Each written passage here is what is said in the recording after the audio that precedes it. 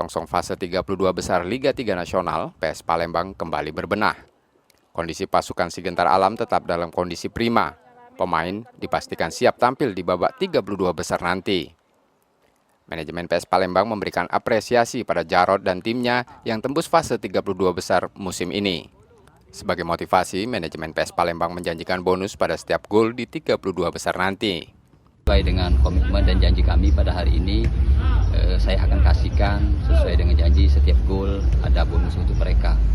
Hari ini karena perjalanan kita cukup jauh, hampir 5 jam dari Jakarta, alhamdulillah saya pantau kondisi seluruh pemain siap, fit semua, sehat semua.